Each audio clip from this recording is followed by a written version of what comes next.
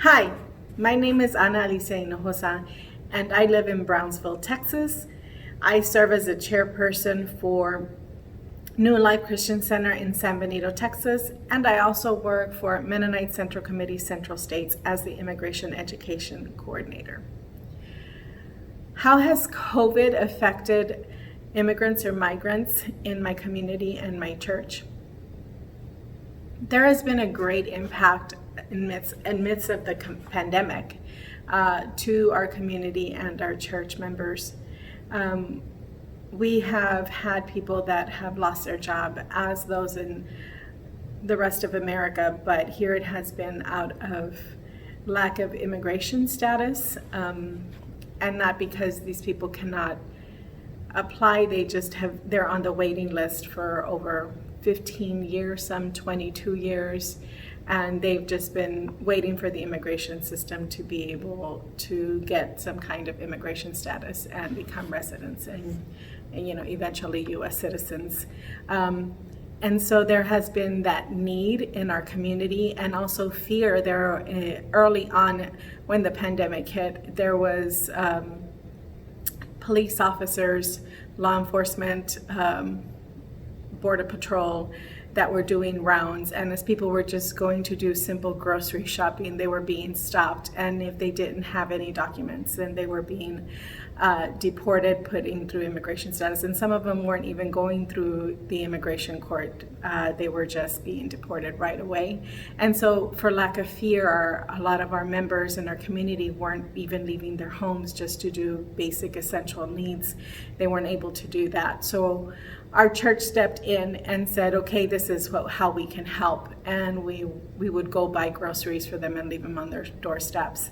And that was a way for us to be able to respond to our church.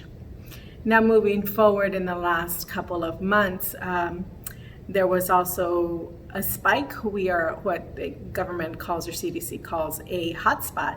And so there was an increase in COVID cases where a lot of our church members were affected and infected by COVID. And on top of that, we were hit with a hurricane. So there was a greater need, not just within our church community, but also for asylum seekers that were stuck in Mexico. So our church stepped up to the plate, which is New Life, and we said, okay, this is how we're going to respond. And so we've been providing weekly produce boxes to those in need, as well as our essential workers. We, along with MCC, was able to give about 150, 175 of the immigration kits to those affected in Mexico. Some were crossed across, and some were given to immigrants that were affected and lost their homes, lost their belongings due to flooding here, and then also they weren't able to be able to work.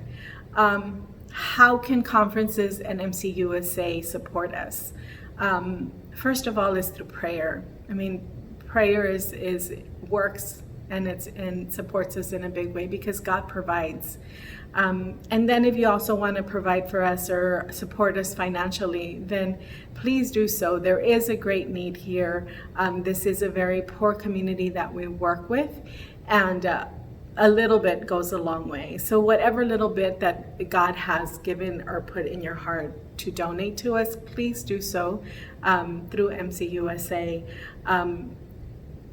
We want to continue doing this work, but we are finding it challenging, as most churches are, just to keep our doors open because we aren't meeting face to face.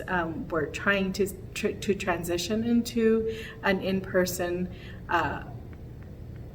service, but out of fear, a lot of people do not want to come and meet. And so support us financially, support us through prayer, and God bless each and every one of you. Just keep South Texas in your prayers, keep our churches in your prayers, keep USIM, which is our region, in your prayers as we move forward. God bless you.